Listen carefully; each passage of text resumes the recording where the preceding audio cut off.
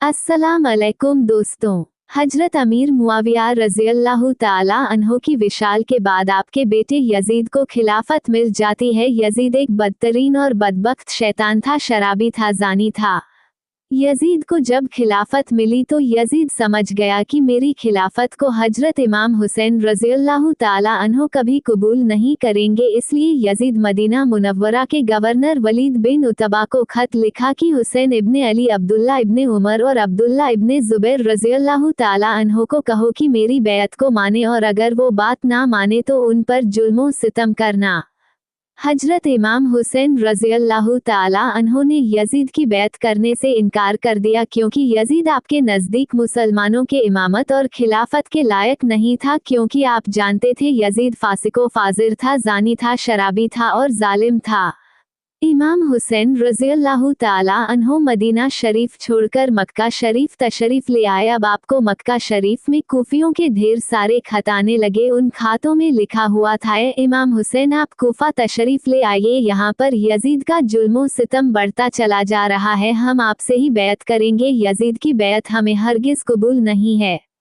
हजरत इमाम हुसैन रज़ियल्लाहु ताला अन्हो ने हालात को समझने के लिए अपने भाई मुस्लिम बिन अकील रज़ियल्लाहु ताला अन्हो को ये कहकर क्यूफा भेजा कि जाओ, जाकर वहाँ के हालात मालूम करो, वहाँ के हालात कैसे हैं। जब मुस्लिम बिन अकील रज़ियल्लाहु ताला अन्हो कूफा पहुँचे तो वहाँ के लोगों ने बड़े ही एहतराम के साथ आपका इस्तकबाल किया। हजरत मुस्लिम बिन अकील रज़ियल्लाहु ताला अन्हो के हाथों में 18,000 लोगों ने बैत कर ली, और हजरत मुस्लिम बिन अकील रज़ियल्लाहु ताला उन्होंने अपने भाई हजरत इमाम हुसैन के नाम एक खत रवाना कर दिया, जिसमें आपने लिखा, यहाँ के हालात बिल्कुल सही है और 18,000 लोगों ने बैत भी कर ली है, लिहाजा आप कूफा जल्द से जल्द तशरीफ ले आए। लेकिन जब यजीद ने उन लोगों को धमकियां और लालच दी तो वह लोग अपनी बात से मुकर गए और इमाम मुस्लिम बिन अकील रज़ियल्लाहु ताला अन्हो को शहीद कर दिया। कूफा के हालात इतने बदल चुके थे कि वह लोग जो हजरत मुस्लिम बिन अकील से मोहब्बत का दावा कर रहे थे, अब वही लोग आपकी जान के दुश्मन बन गए। वहीं दूसरी तरफ मक्का में मुस्लिम बिन अकील का भेजा हुआ खत हजरत इमाम हुसैन तक पहुंच चुका था, जिस खत में लिखा हुआ था कि कूफा के हालात बहुत अच्छे हैं, आप जल्द से जल्द तशरीफ ले आए। लिहाजा हजरत इमाम हुसैन ने फौरन कूफा जाने की तैयारी शुरू कर दी। हजरत इमाम हुसैन अपने तमाम अहले खाना के साथ कूफा के लिए रवाना हुए। इमाम हुसैन इब्ने अली को हजरत मुस्लिम बिन अकील की शहादत और क्यूफा की बेवफाई की खबर उस वक्त मिली जब आप मक्का शरीफ से कूफा की तरफ रवाना हो चुके थे। जब आप कूफा शहर के बिल्कुल करीब पहुंच गए तो आपको यजीदी फौज ने रोकने की कोशिश की। हजरत इमाम हुसैन ने फरमाया कि मैं तुम लोगों के बुलाने पर ही कूफा शहर में आया हूँ। अगर तुम लोग चाहते हो कि मैं ना आऊं तो वापस जाने दो, मैं जाने के लिए तैयार हूँ। यजीदी फौज ने हजरत इमाम हुसैन को कूफा शहर में दाखिल नहीं होने दिया।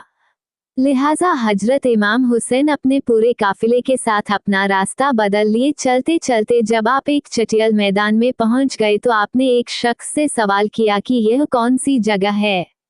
उस शख्स ने कहा, इस जगह को करबला कहा जाता है। आपने फौरन अपने पूरे लश्कर को हुक्म दिया कि यहीं पर खेमा लगा दिया जाए। मुहतरम अजीज दोस्तों, इस तरह से हजरत इमाम हुसैन करबला में पहुंचे। उधर यजीदी फौज को जब इस बात का इल्म हुआ कि हजरत इमाम हुसैन ने अपना खेमा करबला के मैदान में लगाया हुआ है, तो यजीदी फौज ने भी फौरन करबला के मैदान में पहुंचना शुरू कर दिया। यजीद की जो फौज करबला पहुंच रही थी, उनकी सिपह सालारी इब्ने साद कर रहा था।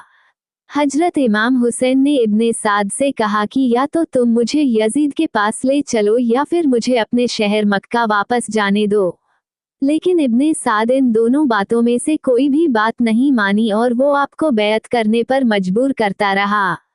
लेकिन हजरत इमाम हुसैन ने उसकी बात से इनकार कर दिया। दिन गुजरते गए और 3 मुहर्रम का दिन आ गया। अब जालिम यजीद ने इमाम हुसैन के सामने 22,000 सिपाहियों का लश्कर भेज दिया। दूसरी तरफ हजरत इमाम हुसैन के साथ 82 लोग थे, जिसमें औरतें और बच्चे भी शामिल थे। कितनी हैरत की बात है कि यजीदियों में इमाम हुसैन का इतना खौफ था कि जहां इमाम हुसैन सिर्फ 82 लोगों के साथ मैदान करबला में थे, जिसमें औरतें और बच्चे भी शामिल थे। वहीं यजीद ने मुकाबले के लिए आपके सामने 22,000 का लश्कर भेज दिया, जो कि इमाम हुसैन के सामने 100 गुना से भी ज्यादा था।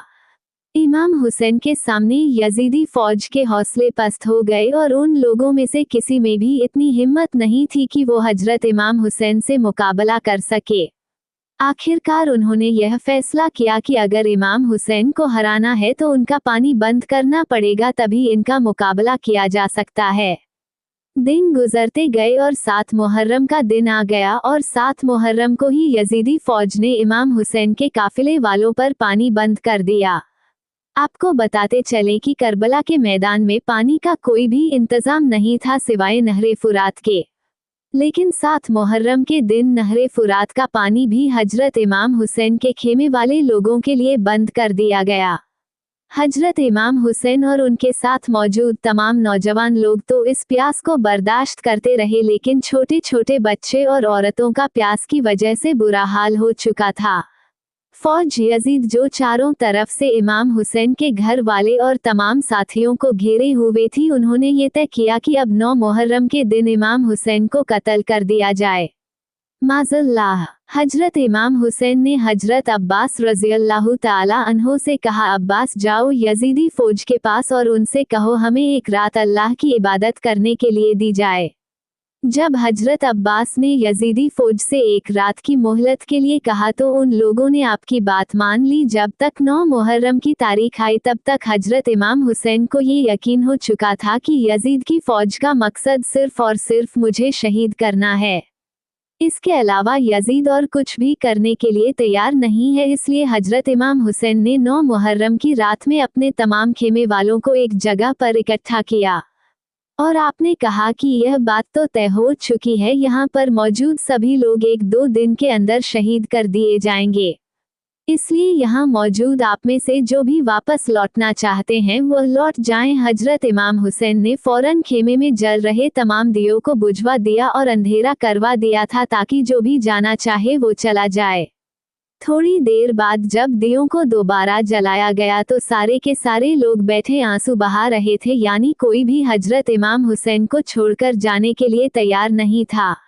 आखिरकार 10 मुहर्रम का दिन आया और हजरत इमाम हुसैन और यजीद की फौज के बीच जंग होना शुरू हो गई। जहां एक तरफ यजीद की एक बड़ी फौज थी तो वहीं दूसरी तरफ इमाम हुसैन के साथ सिर्फ 72 लोग थे। इतने में फौज यजीद का हमला शुरू हो जाता है और हर शहीद शहादत का जाम पीता गया। कभी हुर शहीद होते हैं तो कभी कासिम शहीद होते हैं तो कभी अली अकबर शहीद होते हैं तो कभी ओनो मोहम्मद शहीद होते हैं। 3 दिन के प्यासे इमाम हुसैन के घर वाले और तमाम लोग यजीदी फौज से जंग करते रहे और एक एक करके शहीद होते गए। हजरत अब्बास अलमदार से हजरत इमाम हुसैन के 6 महीने के बेटे अली असगर की प्यास नहीं देखी गई। आपने एक मस्कीज़ा लिया और घोड़े पर सवार होकर नहरे फुरात के किनारे पहुंच गए और आपने एक मस्कीज़ा भर लिया, लेकिन जब आप पानी लेकर वापस लौटने लगे तो यजीदी फौज ने आपके ऊपर लगातार तीर बरसाना शुरू कर दिया। हजरत अब्बास जब तक हजरत इमाम हुसैन के खेमे तक पहुंच पाते तब तक यजीदी फौज ने तीर चलाकर हजरत अब्बास अलमदार को शहीद कर दिया। इस तरह हजरत अब्बास अलमदार शहीद हो गए। इस तरह एक एक करके तमाम अहले बैत के नौजवान और हाशमी शेर शहादत का जाम पी लेते हैं। धीरे धीरे करके जब हजरत इमाम हुसैन के सभी अफराद शहीद हो गए तो उसके बाद हजरत इमाम हुसैन ने खुद मैदान में तलवार लेकर निकलने का फैसला किया। इमाम हुसैन अपनी तलवार से काफी लंबे वक्त तक यजीदी फौज का अकेले मुकाबला करते रहे। हजरत इमाम हुसैन के तन्हा होने के बावजूद भी आपके मुकाबले में कोई भी आना नहीं चाहता था और उसकी सिर्फ एक ही वजह थी और वजह ये थी कि आप हजरत अली के बेटे थे। उस वक्त यजीदी फौज का एक कमांडर इब्ने साद को ये यकीन हो चुका था कि हम किसी भी तरह से हजरत अली के बेटे का मुकाबला नहीं कर सकते हैं, इसलिए उसने अपने तमाम फौजियों को इमाम हुसैन के ऊपर एक साथ हमला करने का ऑर्डर दिया। तमाम लोग हजरत इमाम हुसैन पर एक साथ मिलकर हमला कर रहे थे, लेकिन उसके बावजूद भी इमाम हुसैन लगातार यह साबित कर रहे थे कि बातिल चाहे तादाद में जितने भी हो, लेकिन वो हक और सच के मुकाबले में बिल्कुल भी टिक नहीं सकता। जब हुसैनियत और यजीदियत के बीच बड़ी ही खतरनाक जंग चल रही थी कि इसी बीच में नमाज़े असर का वक्त हो गया। हजरत इमाम हुसैन ने ऐसे मुश्किल वक्त और ऐसी जख्मी हालत में भी असर की नमाज पढ़ने का इरादा किया। आपने जैसे ही नमाज पढ़ना शुरू किया, यजीदी फौज को वह मौका मिल गया जिसका वह लोग एक लंबे वक्त से इंतजार कर रहे थे। यानी जैसे ही हजरत इमाम हुसैन सजदे में गए, सिमर जिल जोसन ने आपकी गर्दन पर तलवार चलाकर आपके सर मुबारक को जिस्म से जुदा कर दिया। हजरत इमाम हुसैन की शहादत के बाद यजीदियों ने आपके सर मुबारक को नेज़े पर रखकर पूरे कूफा में घुमाया। आपके सर मुबारक को गली गली में घुमाकर जुलूस निकाला गया था। करबला की इस जंग में हजरत इमाम हुसैन के घर वालों में से सिर्फ आपकी एक औलाद ही बच सकी थी, जिनका नाम हजरत ज़ैनुल अब्दीन था। इसके अलावा हजरत इमाम हुसैन के घर की तमाम औरतों को कैदी बनाकर कूफा लाया गया था। भले ही उस दिन इमाम हुसैन रज़ियल्लाहु ताला अन्हो को शहीद कर दिया गया था, लेकिन आज भी हजरत इमाम हुसैन रज़ियल्लाहु ताला अन्हो पूरी दुनिया में कयामत तक के लिए जिंदा है। यजीद डूब गया शाम के अंधेरे में, हुसैन जिंदा है हर दिल में रोशनी की तरह। दोस्तों, अल्लाह ताला की बारगाह में अल्लाह हम सैयदना इमाम हुसैन रज़ियल्लाहु ताला अन्हो से सच्ची मोहब्बत करने की तौफीक दे, और लिखने या हमारे पढ़ने में किसी किस्म की गलती हुई हो तो अल्लाह इमाम हुसैन रज़ियल्लाहु ताला अन्हो के सदके में माफ़ करे। नाज़रीन, अगर आपको ये जानकारी पसंद आई हो तो सदके जारिया की नियत से ज़्यादा लोगों तक शेयर करें।